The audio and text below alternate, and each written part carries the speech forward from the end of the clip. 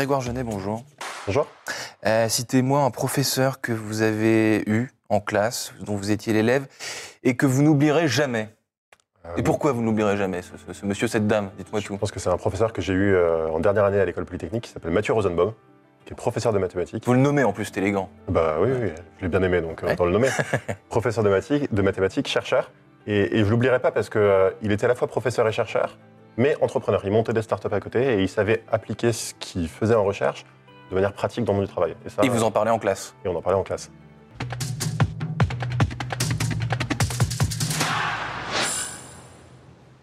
Bonjour à tous et bienvenue au Talk Décideur du Figaro, avec aujourd'hui mon invité en face de moi, Grégoire Genet, cofondateur de la Albert School, une école de commerce alternative d'excellence, dites-vous, ai-je lu, centrée presque exclusivement, et ça c'est intéressant, sur la data. Alors, deux questions. Pourquoi est-ce que votre école porte ce nom, Albert School? Qu'est-ce que ça signifie? Et d'où vient ce projet un peu fou? Je dis un peu fou parce que dans notre pays, un petit peu encore très traditionnel en matière de diplôme, j'ai posé beaucoup trop de questions en fait. Alors dites-moi, Albert School, pourquoi? Et ce déclic. Alors, Albert School, au départ, on cherchait un prénom parce qu'on en avait marre des noms d'écoles qui sont une succession de lettres qui veulent rien dire. On s'en sort plus. Donc un prénom, on s'attache plus à un prénom. Et puis Albert, c'est venu d'Albert Einstein, parce que ça renvoie à l'excellence. Puis c'est un prénom quand même un peu désuet, un peu ringard en France, et du coup on l'oublie pas. Et qui va revenir à la mode peut-être chez les nouveau-nés bientôt. Hein, parce que probablement. C'est le sens. C'est le sens de l'histoire. Le déclic, les prémices de Albert School, c'était quoi? C'était avec vous, j'imagine, avec votre associé. Qu'est-ce qui vous a motivé? Qu'est-ce qui vous a fait croire que ce projet était viable? C'est un projet qui a mûri dans le temps. Il y a eu plusieurs déclics, et je pense que c'est l'accumulation de ces déclics qui a fait qu'à un moment je me suis lancé. Un des déclics, c'est déjà quand j'ai remarqué, en discutant avec un directeur d'école, que les élèves qui réussissaient le mieux, c'était pas forcément les meilleurs à l'école. Je me suis dit, c'est bizarre, parce que l'école, elle prépare quand même à travailler, et normalement les meilleurs, ça devrait être les meilleurs après. Bon. Je me suis dit, il y a peut-être une déconnexion en fait, entre l'école et le monde professionnel. Premier déclic. Deuxième déclic, moi j'ai un parcours d'ingénieur, et en fait, comme beaucoup de gens en France qui ont un parcours d'ingénieur, j'ai toujours voulu travailler plutôt dans le monde des affaires, comprendre ce que c'est qu'une entreprise. Et c'est quelque chose que j'ai dû apprendre sur le tas.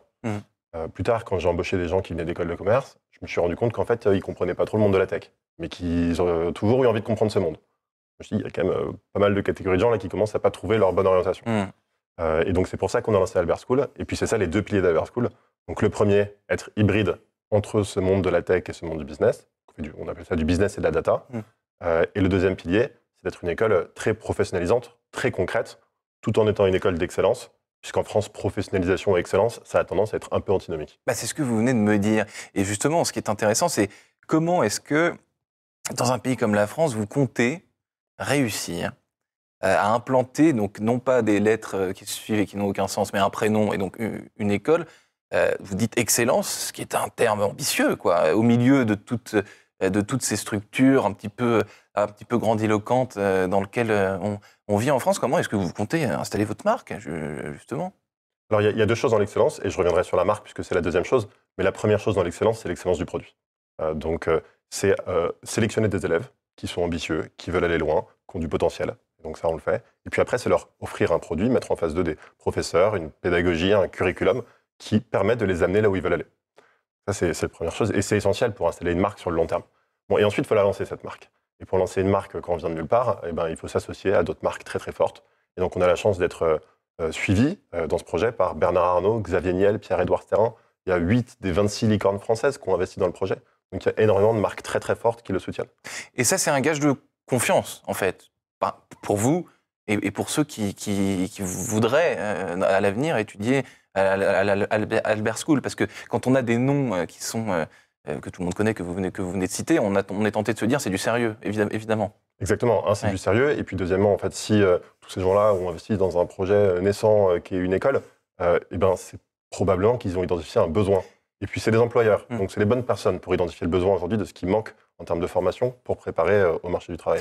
C'est quoi, dites-moi, les coulisses d'un cours de la Albert School? Là, vous parlez tout à l'heure de votre prof de maths qui était en même temps businessman et qui mêlait mathématiques et business, en gros. Est-ce que ça, c'est une recette? Vous m'en avez parlé, j'imagine pas par hasard. C'est une recette que vous souhaitez appliquer. C'est-à-dire qu'en gros, un bon cours d'école, il est à la fois fondé sur de la théorie, mais aussi entrecoupé cette théorie d'exemples concrets, pratiques, qui motivent, qui parlent. Exactement. Le mot motiver est hyper important. Je pense que c'est le rôle premier de l'école, c'est de motiver ses élèves. Il faut que les élèves y viennent parce qu'ils aient envie. Il ne faut pas aller à reculons, quoi. Faut pas qu'ils On se viennent dit, je parce vais qu'il y a en l'appel. cours et ça va être formidable parce que machin va nous raconter comment est-ce qu'un jour il a réussi à gagner 2 millions d'euros en seulement un an.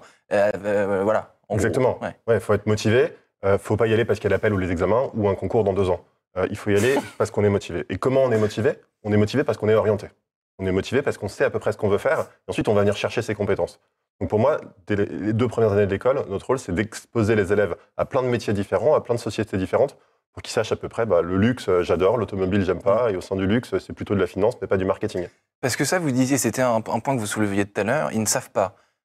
Beaucoup d'élèves qui sont dans les écoles de commerce, machin, ils y sont pas par dépit, mais disons par défaut, le plus souvent. Ils y sont par classement. Et quand bien même, oui, bien sûr, par classement, et quand bien même, ce sont des écoles prestigieuses. C'est-à-dire que c'est pas parce on a été admis à l'ESSEC ou à HEC qu'on est fondamentalement épanoui dans ce qu'on fait. On s'y retrouve là parce que on bossait bien à l'école. Ouais. Et c'est assez malheureux, là. La plupart de ces élèves, quand on leur parle, ils ont été assez épanouis en prépa. Généralement, les gens aiment bien la prépa. Ils apprennent beaucoup de choses. Ils disent, c'est un peu théorique, mais j'ai appris beaucoup de choses. Et puis, leur temps en école, ils aiment bien les assos. Par contre, ils y trouvent un peu moins de sens.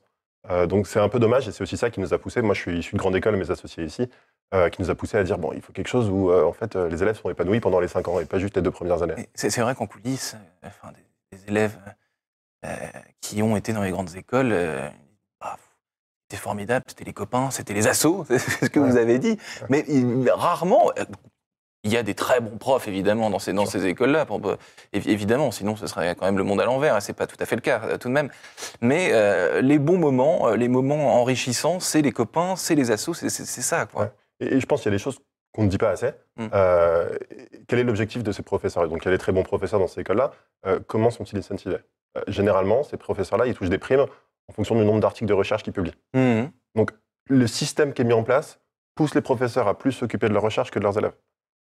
Et je pense, il n'y a aucune boîte privée qui est gérée avec un désalignement d'intérêts entre ceux qui produisent le service et ceux qui consomment le service. Ça n'a aucun sens. Nous, nos professeurs, leur unique but, la seule raison pour laquelle on les prend à Albert School, c'est pour former nos élèves et les emmener loin. Est-ce que vous chassez des profs dans ces écoles dont on vient de parler? Comment est-ce que vous... Alors, vous allez m'expliquer deux choses. Comment est-ce que vous chassez? Parce qu'on peut parler de chasse de professeurs, hein, parce que pour faire venir des élèves, il faut à la fois des promesses, vous allez dire, un produit d'excellence. Et surtout, comment est-ce que vous concevez une journée type de cours? Est-ce que c'est du 9h-18h classique ou est-ce que c'est plus hybride, pour citer un terme très à la mode? Alors, les professeurs, on a de la chance. Il y en a beaucoup qui nous contactent pour venir enseigner chez nous.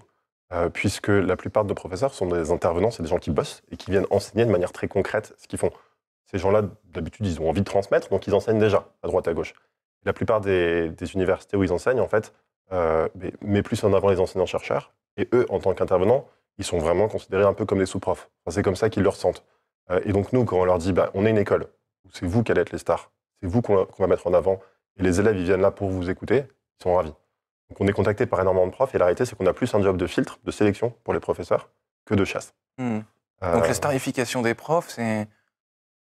Enfin, ça marche. Enfin, la starification, la mise en valeur. Quoi, honnêtement, c'est traiter les profs comme une entreprise ambitieuse traiterait ses salariés. C'est-à-dire bien, les traiter bien, les respecter, les aider sur la pédagogie. C'est-à-dire que moi, j'ai un professeur, par exemple, un professeur de Python qui est venu chez moi, qui enseignait déjà dans d'autres écoles, et qui m'a dit, mais c'est dingue, tu m'as proposé de me coordonner en avance avec le professeur de marketing et le professeur de maths pour qu'on construise un cours qui est cohérent avec tous les programmes. Il dit, mais ça, moi, je viens enseigner. Ils sont moins bien payés quand ils viennent enseigner chez moi que quand ils bossent. Ils viennent enseigner chez moi parce qu'ils veulent le faire. Et donc, ils veulent pouvoir le faire bien. Et souvent, ils considèrent que les écoles ne mettent même pas à leur disposition les moyens de le faire bien. C'est-à-dire, ils ne les aident pas à construire leur programme, ils ne les aident pas à se coordonner avec les autres professeurs. Je parle des intervenants externes, qui sont parfois, on leur dit, tiens, il y a 24 heures à prendre, c'est ça l'intitulé du cours, démerde-toi. Et nous, on les accompagne, donc ils sont heureux. Les élèves, maintenant, que là, vous avez ouvert première promo en septembre dernier, ils viennent d'où, ces élèves? Alors, ils sont combien? Alors, question, pardonnez-moi, un peu terre à terre. Ils sont combien? Ils viennent d'où? Quelles sont leurs motivations? Alors, on a eu 700 candidats. On a 33 élèves. Donc, on a été très sélectifs. Et sur ces 33 élèves, je dirais qu'il y en a à peu près 40% qui veulent travailler dans le monde de la finance. Ils ne savent pas vraiment pourquoi. C'est juste, ils veulent un peu gagner d'argent. Et puis, ils se disent, j'aime bien les maths, donc pourquoi pas de la finance. 40% qui veulent être entrepreneurs. Et puis, 20% qui se disent pourquoi pas data analyst ou dans le marketing, voilà. Mais alors, il faut savoir qu'un élève qui sort du bac, généralement, il ne sait pas ce qu'il veut faire, hein. Et c'est pour ça que notre rôle, c'est aussi de les orienter. Et d'ailleurs, je me méfie beaucoup des élèves qui, en terminale, savent déjà ce qu'ils veulent faire toute leur vie. Ouais. Souvent, c'est pour des mauvaises raisons. Donc, il faut essayer aussi de désamorcer un peu ça, de leur expliquer qu'il faut garder les voies très ouvertes. Enfin, je vois, par exemple, des écoles qui se lancent là, en post-bac, pour des élèves qui ont 18 ans, spécialisés en crypto. Voilà, un bachelor en crypto-monnaie. Il ne faut pas faire un master en crypto-monnaie quand on sort du bac. Ça peut être un sujet qui nous intéresse, mais il ne faut pas aller... on ne peut pas se spécialiser sur des... Sur une micro-niche. On ne peut pas dire... De la micro-niche, vous diriez ? Crypto-monnaie, ça reste un peu une micro-niche en termes de tous les métiers disponibles dans le monde. Cybersécurité, par exemple, c'est autre chose. Cybersécurité, c'est plus large. Mais généralement, moi, un élève qui veut faire la cybersécurité, je lui conseillerais d'aller faire 3 années d'informatique en licence, et puis après d'aller faire un master en cybersécurité.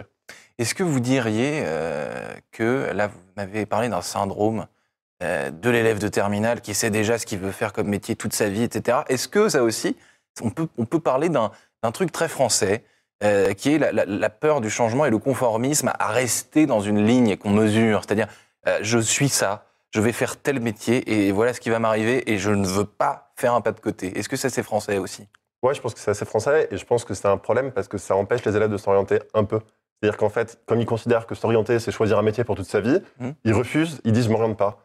Alors que c'est parce qu'on leur demande de trouver des pistes de vaguement secteurs, grandes thématiques qu'ils aiment bien et puis petit à petit de se spécialiser. Et la réalité, c'est que comme beaucoup de gens aujourd'hui, ils changeront 4 fois de métier dans leurs 10 premières années de job. Le déni de l'orientation français. Grégoire Genet, donc on n'a pas évoqué 4 lettres quasiment dans notre interview, c'est la data. La data, est-ce qu'on peut dire que c'est la matière qui réunit à peu près tout le spectre économique et toutes les entreprises aujourd'hui ? Ouais, complètement. Alors nous, on a un gros problématique avec la data aujourd'hui. C'est qu'un lycéen ne sait pas ce que c'est que la data. Et les entreprises, aujourd'hui, ont un besoin qui est énorme. Leur plus gros besoin, c'est la data. Et donc, on fait beaucoup de pédagogie, en fait, pour expliquer aux lycéens que c'est ce qui unit toutes les entreprises. C'est pas un gros mot, c'est pas être codeur derrière un ordinateur, mais c'est de l'information, c'est magnifique, et puis il faut savoir l'exploiter pour toutes les entreprises. Parce que là aussi, on est très prisonnier de cette image de monsieur avec la capuche, tout un univers, finalement. Complètement. Alors que, si je prends un autre exemple, un trader à New York aujourd'hui, c'est quelqu'un qui fait de la data. Le directeur marketing de Louis Vuitton, c'est quelqu'un qui fait de la data. Donc, tout le monde fait de la data aujourd'hui, et pour ne pas se fixer de plafond de verre dans sa carrière, il faut maîtriser ces concepts. Donc tout le monde, en fait, travaille avec de la data, mais sans en avoir pris conscience. Alors à ce niveau-là, ils en ont tous pris conscience. Oui, mais en termes de formation. En termes de formation, elles n'existaient pas à l'époque. Et les jeunes... En fait, nous, les parents, souvent, quand ils viennent en journée portefeuille chez nous, ils disent « La data, ça c'est top, aidez-nous à convaincre notre fils. » Grégoire Genet, peut-être vous avez convaincu des gens qui nous regardent. Merci infiniment d'avoir répondu à mes questions. Merci beaucoup.